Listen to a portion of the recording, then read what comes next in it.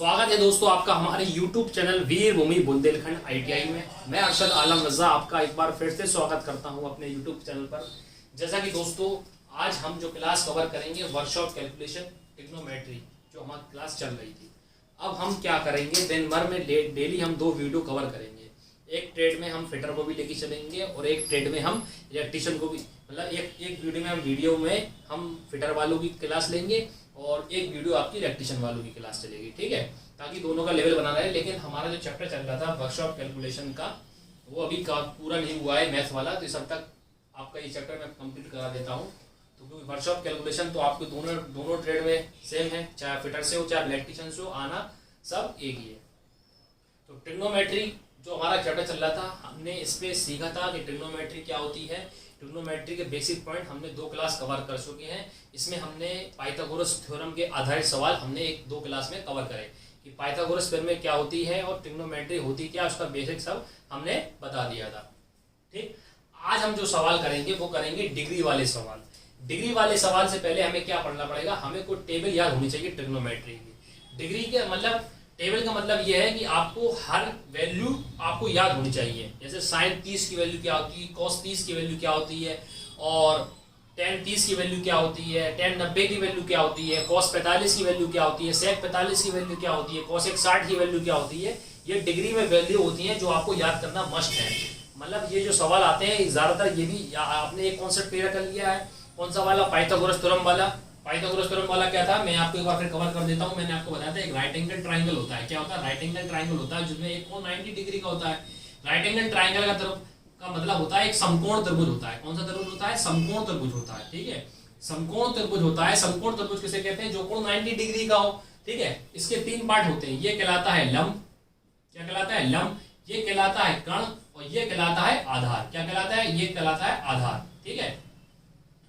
ये कहलाता है लंब, ये कहलाता है कर्ण, ये कहलाता है आधार। अगर इंग्लिश में बात करें तो हम इसको बोलते हैं परपेंडिकुलर, इसको हम बोलते हैं बेस, और इसको हम बोलते हैं हाइपोटेन्यूस, ठीक।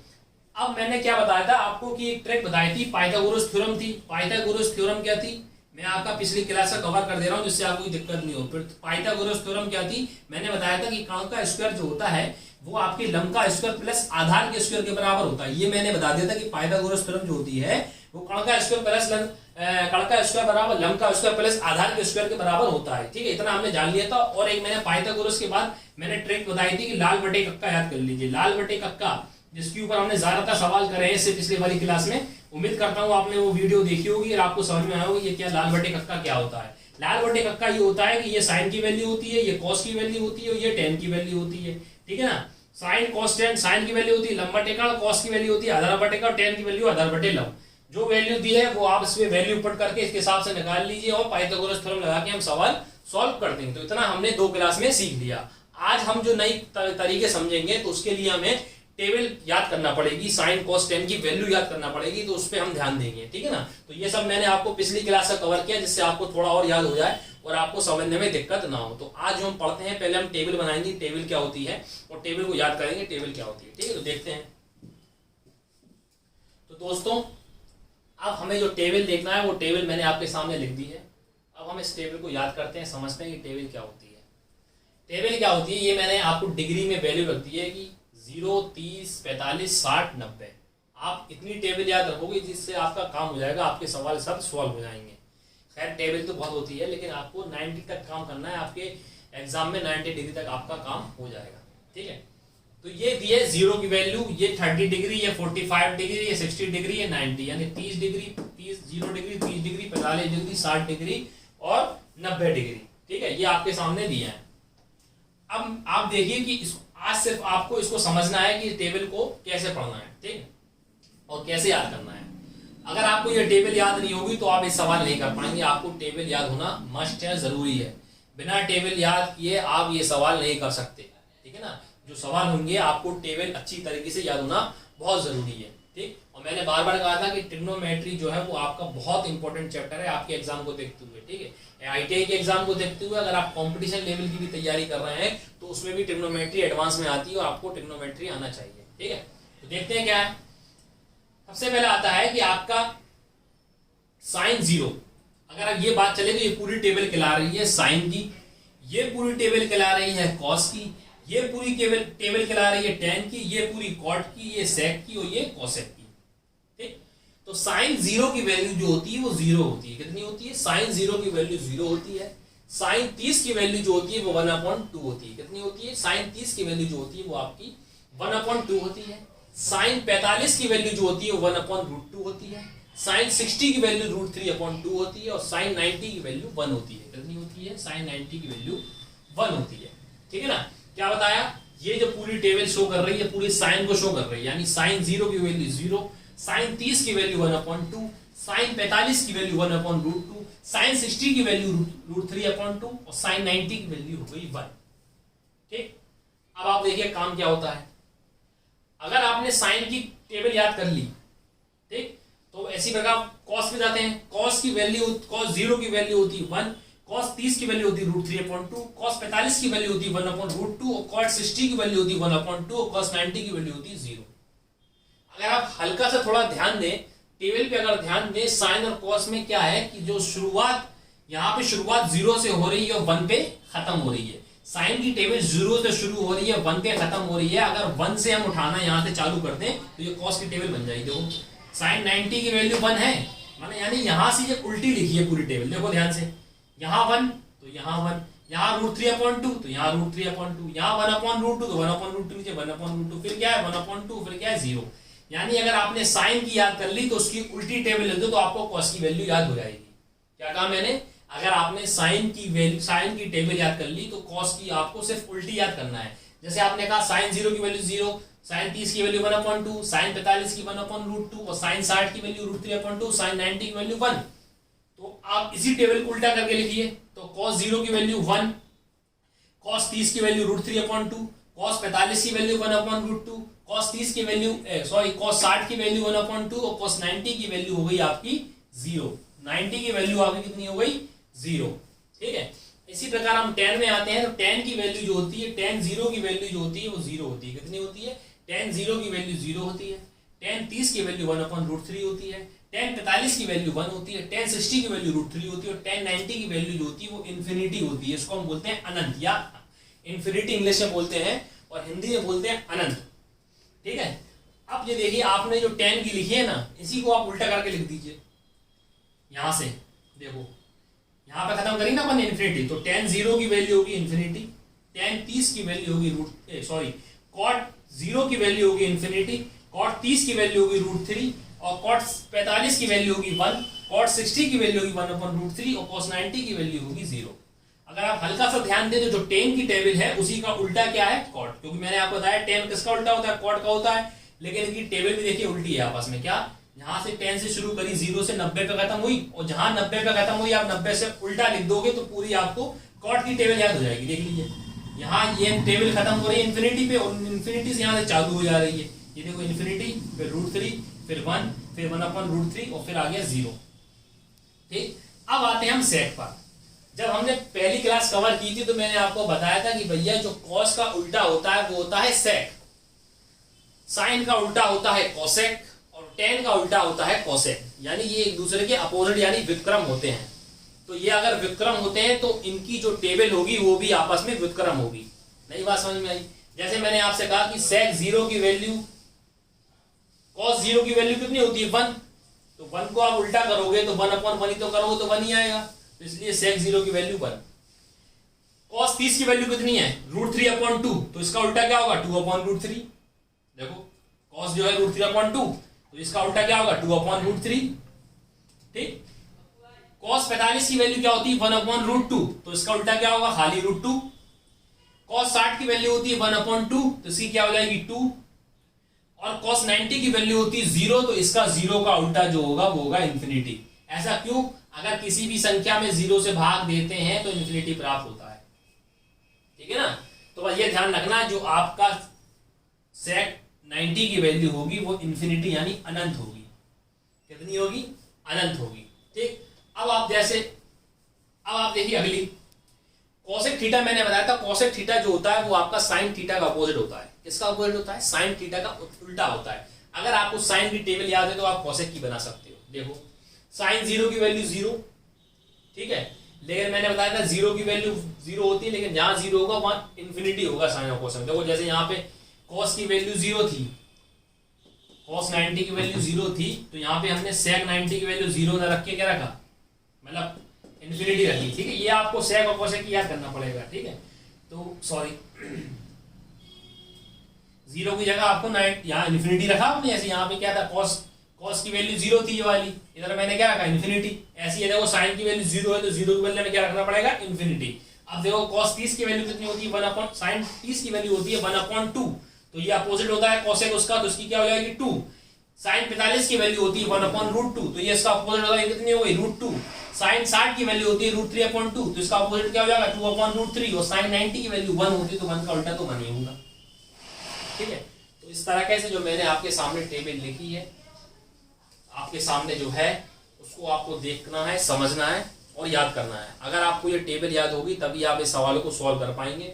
मैं जानता हूं अगर आपने ये, खैर आप पढ़ तो चुके हैं, ट्रिग्नोमेट्री 9th 10th क्लास में आपने कवर किए, लेकिन दोबारा किसी चीज को अगर भुला दें, अगर कोई चीज भूल जाए तो हमें कवर करने में थोड़ी दिक्कत होती है। ठीक है, कोई भी चीज है अगर हम उसको प्रैक्टिस में ना लें तो वो चीज हम भूल जाते हैं, इसलिए कहते हैं प्रैक्टिस हर चीज की जरूरी है। ठीक है ना, अगर खिलाड़ी भी किसी नेट मैच में उतरने से पहले घंटों पसीना नेट में बहाता है, अगर वो प्रैक्टिस ना करेगा तो अपना सर्वश्रेष्ठ प्रदर्शन मैच में नहीं दे पाएगा। ठीक है ना, तो इसीलिए किसी भी चीज के लिए प्रैक्टिस बहुत जरूरी है, प्रैक्टिस के बिना कुछ नहीं है। अगर आप कोई चीज सोचते हैं कि आपको कोई चीज बहुत ही अच्छी तरीके से आती है और आप उसको हमेशा कर देते हैं, लेकिन अगर आप उसकी प्रैक्टिस नहीं करेंगे तो एक ना एक दिन आप वो चीज भूल जाएंगे। समझ में आई? जैसे मैं आपसे कहूँ एग्जाम्पल के तौर पर, विराट कोहली वर्ल्ड में नंबर 1 का खिलाड़ी है, ठीक है ना, लेकिन अगर वो नेट पे प्रैक्टिस ना करे, वो तो कहे कि मैं तो एक नंबर 1 का खिलाड़ी हूँ, मुझे प्रैक्टिस की क्या जरूरत, मुझे तो सब आता है खेलना, तो ऐसा हो पाएगा? कुछ नहीं हो पाएगा। ठीक है, तो इसलिए प्रैक्टिस बहुत जरूरी है और ये टेबल को आप याद करें जो तो मैंने आपको बताया है। ठीक, उम्मीद करता हूँ आपको ये समझ में आया होगा, उम्मीद करता हूँ आपने टेबल को समझा होगा। टेबल को आप एक जगह नोट करके उसको आप याद करने की कोशिश कीजिए। ठीक है, टेबल को आप याद करेंगे, याद करने की कोशिश नहीं, मतलब मैंने कहने का मतलब है किसी भी चीज को रटना जरूरी नहीं होता है, रटने से कभी कोई चीज याद नहीं होती। आप जितनी बार उस चीज को डेली देखते रहेंगे वो चीज आपको ऑटोमेटिकली याद होती रहेगी। ठीक है ना, तो टेबल को आप एक फेयर कॉपी या फेयर पेस्ट बना के उसको आप लिख लीजिए कहीं, और जहां आप ज्यादातर कहीं आपका जो स्टडी रूम है वहां आप चिपका लीजिए, क्योंकि टेबल भी जरूरी नहीं है कि सिर्फ आपके लिए, सिर्फ इसी एग्जाम के लिए जरूरी है। ट्रिग्नोमेट्री जो होती है, आप कंपटीशन लेवल पे भी अगर तैयारी करेंगे आगे जाके तो ट्रिग्नोमेट्री आती है, और अगर आपको टेबल याद नहीं है तो आप सवाल नहीं कर पाएंगे। मैथ्स में आप, मैथ्स का कोई भी चैप्टर हो, कोई भी चीज हो, मैथ्स में मेन काम होता है फॉर्मूले का।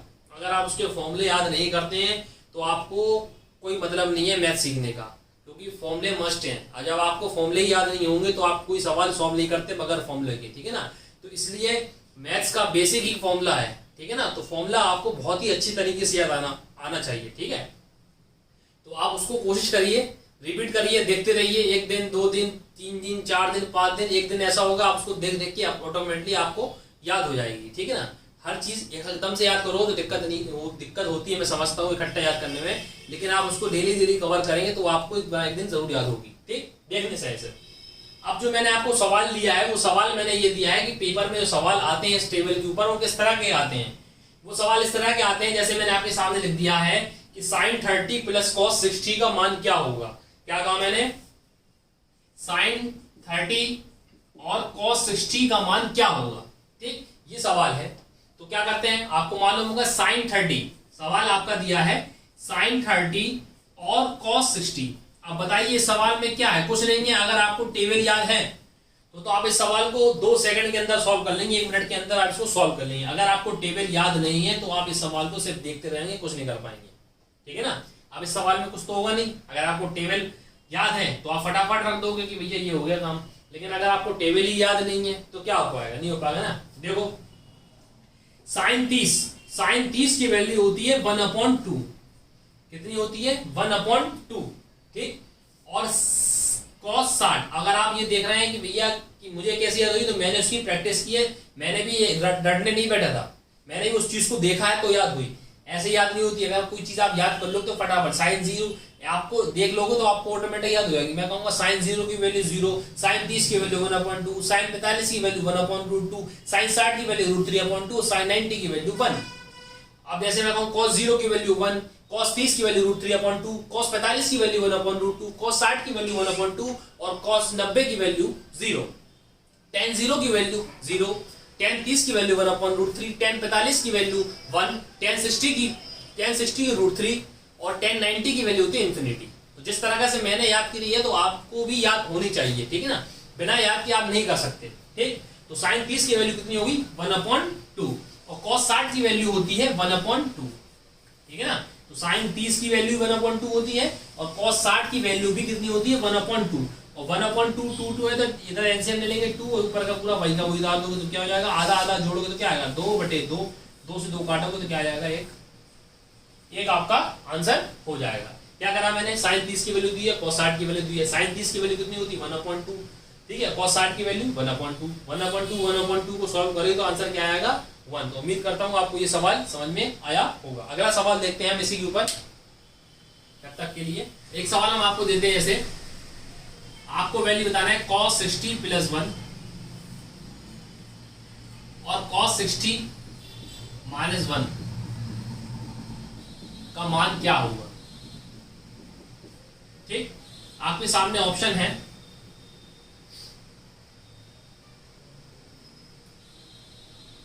ऑप्शन ए है -2, ऑप्शन बी है -3, ऑप्शन सी है आपका 3 और ऑप्शन डी है आपका 2।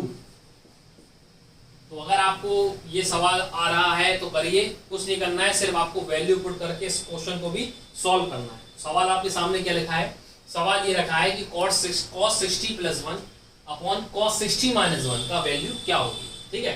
तो आपको बताना है कि उसकी वैल्यू क्या होगी, ठीक। अब आपको मालूम होना चाहिए कि cos 60 की वैल्यू कितनी होती है। cos 60 की वैल्यू होती है 1/2। तो आपके सामने सवाल आया, अब आपको मालूम होना चाहिए cos 60 की वैल्यू क्या होती है। सवाल क्या है, सवाल आपका यह है कि cos 60 + 1 और cos 60 - 1, cos 60 - 1 ये बताना है आपको। तो cos 60 की वैल्यू क्या होती है, cos 60 की वैल्यू होती है 1/2, कितनी होती है 1/2, जो हो गया +1 और cos 60 की वैल्यू वही दी है 1/2 - 1, यानी एक बार होगा 1/2 + 1 और एक बार होगा 1/2 - 1। इधर हम सॉल्व कर देते हैं, 2 हम ले लेते हैं एलसीएम, 2 हम एलसीएम लेते हैं तो ऊपर तो ये रहेगा और 2 एकम 2, इधर 2 आ जाएगा, ठीक। उसी प्रकार हम इधर 2 लेते हैं तो इधर 1 होगा, इधर 2 आ जाएगा, ठीक। तो 2 से 2 ये चला जाएगा, अगर 2 और 1 कितना हो गया 3 और 1 में से 2 गया तो -1, तो आंसर क्या आएगा -3, क्या आएगा -3। ऑप्शन नंबर बी आपका परम सत्य आंसर होगा। क्या था, cos 60 + 1 cos 60 - 1 की वैल्यू निकालना थी। अगर आपको टेबल याद नहीं होगी तो आप सवाल नहीं कर पाएंगे। तो क्या करा, cos 60 की वैल्यू मैंने रख दी 1/2 और ये रख दिया 1, फिर 1/2 तो ये -1, यानी इधर प्लस में रखना थी इधर माइनस में रखना थी। 2 मैंने इसमें एलसीएम ले लिया, 2 एलसीएम लिया तो ये हो गया 1 + 2, ठीक है। इधर लिया 2 तो हो गया 1 - 2, 2 से 2 कैंसिल हो गया, 2 से 2 कैंसिल हो गया तो 1 और 2 3 हो गया और 1 में से 2 जाएगा तो क्या बचेगा -1। तो -1 का अगर 3 में भाग देंगे तो क्या प्राप्त होगा, वो हमें प्राप्त होगा -3, ठीक। अगला सवाल देखते हैं हम इसी के ऊपर। अब जो हमारे सामने सवाल है वो सवाल ये है आपका, sin² 60 + cos² 30 + cot² 45 + sec² 60, ये आपको वैल्यू बताना है। क्या है सवाल, सवाल आपका लिखा है sin² 60 + cos² 30 + cot² 45 + sec² 60, ठीक। इसकी वैल्यू हमें फाइंड करना है। आपके सामने ऑप्शन ए दिया है 7/2, ऑप्शन बी दिया है 5/2, ऑप्शन सी दिया है आपको 13/2 और ऑप्शन डी दिया है आपको 15/2, ठीक। तो देखो ये जो आपको दिया है ये सब वैल्यू टेबल वाली दी है आपको, बस वही बात है, अगर आपको टेबल याद होगी तो आप फटाफट कर दोगे, अगर आपको टेबल याद नहीं है तो आप सिर्फ सवाल को देखते रहोगे, कुछ नहीं कर पाओगे, ठीक। तुक्का ही मारोगे फिर, ठीक है। तो तुक्का अपन को नहीं मारना है, अपन को सवाल को सॉल्व करना है। सॉल्व कैसे करना है, देखिए sin 60 की वैल्यू कितनी होती है, sin 60 की वैल्यू जो होती है वो आपकी होती है √3/2, कितनी होती है √3/2। अगर sin 60 का है और sin के ऊपर स्क्वायर है तो इसके ऊपर भी स्क्वायर कर देंगे, आई बात समझ में। अगर यहाँ sin 60 की वैल्यू रखा और स्क्वायर चढ़ा है यानी इसकी पावर 2 है तो sin 60 की वैल्यू रखेंगे और उसके ऊपर भी हम स्क्वायर कर देंगे। अगर 3 इधर घात 3 हो तो उधर 3 है तो हम इधर 3 लगा देंगे, ठीक है ना, जैसी घात होती है वैसी घात, इधर स्क्वायर है तो हम इधर स्क्वायर कर देंगे। इसी प्रकार cos स्क्वायर 30, तो cos 30 की वैल्यू भी होती है √3/2। कितनी होती है? √3/2। स्क्वायर है तो इधर भी हम स्क्वायर कर देंगे। cot 45, तो tan 45 और cot 45 की वैल्यू होती है 1, तो ये भी हो जाएगा 1 का स्क्वायर। इसी प्रकार sec स्क्वायर 60, sec स्क्वायर 60 जो होता है वो होता है cos, जो cos 60 की वैल्यू होती है वही जो cos 60 की वैल्यू होती है उसका उल्टा जो होता है वो sec होता है। तो sec 60 की होगी cos 60 की, तो cos 60 की वैल्यू होती है 1/2, तो sec 60 की वैल्यू हो जाएगी 2 और 2 का स्क्वायर कर देंगे। नहीं समझ में आया? देख लीजिए, sin 60 की वैल्यू होती है √3/2, इसका मैंने स्क्वायर कर दिया। cos 30 की वैल्यू होती है √3/2, मैंने इसका स्क्वायर कर दिया। cot 45 की वैल्यू होती है 1, इसका स्क्वायर कर दिया। sec 60 की वैल्यू होती है 2, इसका मैंने स्क्वायर कर दिया। ठीक, आप कुछ नहीं करना है, आपको सॉल्व करना है। रूट का अगर हम स्क्वायर करते हैं तो हमेशा रूट हट जाता है। ये बात समझ में आई? जैसे मैंने आपसे कहा √5, अगर मैं आपसे कहूँ √5 का स्क्वायर करोगे तो 5 आएगा। मैं आपसे कहूँ √36 का अगर स्क्वायर करोगे तो आएगा 36।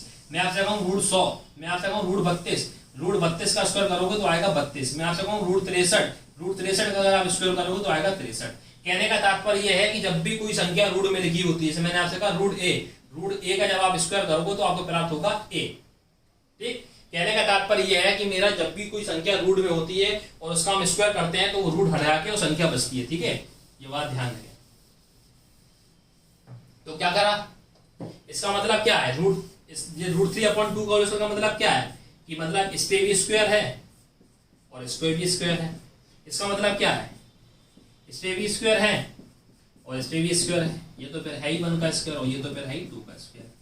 ठीक, तो √3 का स्क्वायर मैंने क्या बताया, जब भी किसी रूट का स्क्वायर का है तो संख्या बचेगी। √3 का स्क्वायर 3 और ये हो जाएगा 2। √3 का स्क्वायर 3, ये हो जाएगा, सॉरी 2 का स्क्वायर होता है 4। ठीक, और ये भी हो जाएगा 2 का स्क्वायर 4, ये हो जाएगा 1 और ये हो जाएगा 2।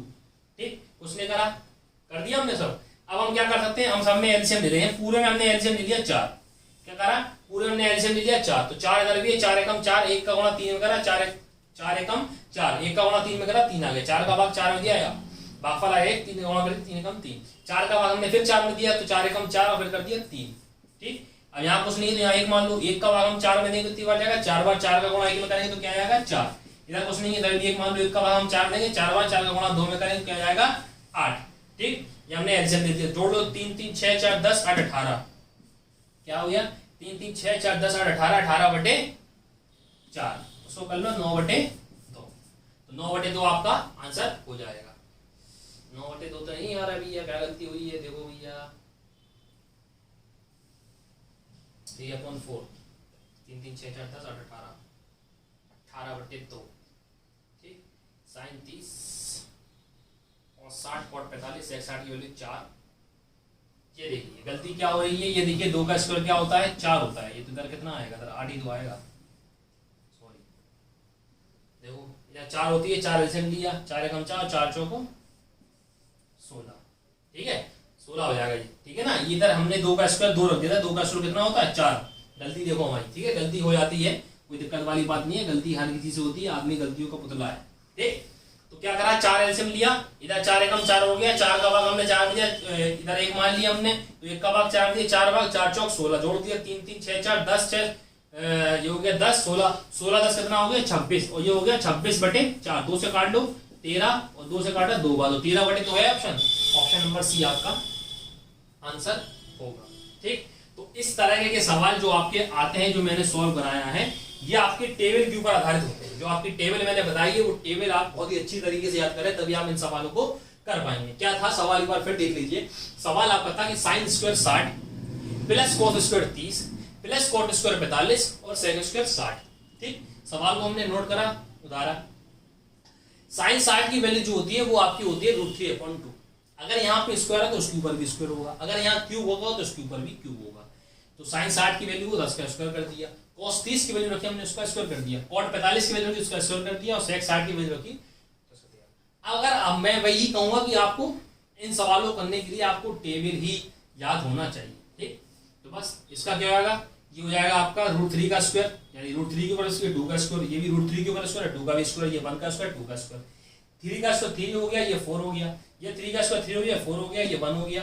पूरे हमने एलसीएम ले लिया, एलसीएम ले लिया 4 हमने एलसीएम लिया, तो बस 4 ऐसे दिया, 4 का भाग 4 में दिया कितनी बार, एक बार, एक का गुणा 3 में करती है। 4 का भाग 4 में दिया, एक बार, एक का गुणा 3 में करती है, 3 आ गई। यहाँ कुछ नहीं है तो यहाँ हमने 1 मान लिया। क्या मान लिया, 1। 1 का भाग हमने 4 में दिया, 4 एकम 4, ठीक है, 4 बार गया, 4 एकम 4। फिर यहाँ कुछ नहीं है, हमने 1 मान लिया। 1 का भाग 4 में दिया, 4 एकम 4, 4 चौक 16। सबको जोड़ो, 3 3 6 4 10 6 16, तो 16 6 हो गया, 16 10 हो गए 26, 26 बटे 4, 2 से काट लिया 13 बार, 2 से गया 2 बार, तो 13 बटे 2 हमारा काट सकते हैं। आंसर होगा ऑप्शन नंबर सी। उम्मीद करता हूँ आपको ये सवाल समझ में आया होगा।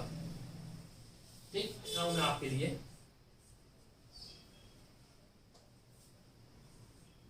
Sign 30,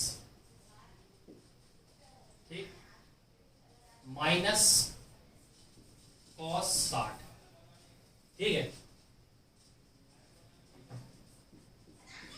tan 45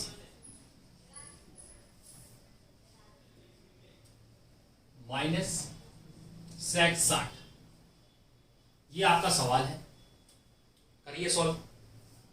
sign 30 minus cos 60 plus tan 45 minus sec 60, ठीक है। तो क्या करते हैं, वही करते हैं। साइन 30 की वैल्यू कितनी होती है, 1/2। कॉस 60 की वैल्यू कितनी होती है, 1/2। और tan 45 की वैल्यू कितनी होती है, 1, और इसकी वैल्यू क्या होती है, -2। साइन 30 की वैल्यू होती है 1/2, कॉस 60 की वैल्यू होती है 1/2, tan 45 की वैल्यू होती है 1, और सेक 60 की वैल्यू होती है 2। मैंने आपको बस वैल्यू का खेल है इसमें। तो माइनस का 1/2 से माइनस का 1/2 कैंसिल, ये कैंसिल हो गए, तो बचा के आपके पास प्लस का 1 और माइनस का 2, एक में से 2 जाएगा तो माइनस का 1, यानी माइनस का 1 आपका आंसर होगा। तो ठीक है दोस्तों, आज के लिए इतना ही काफी रखते हैं। हमने आज जो टेबल पढ़ाना सीखी, उम्मीद करता हूँ आपको समझ में आया होगा। तो आप सबसे पहला काम ये है कि इन सवालों की हम और प्रैक्टिस करेंगे, तरह तरह के सवाल आएंगे।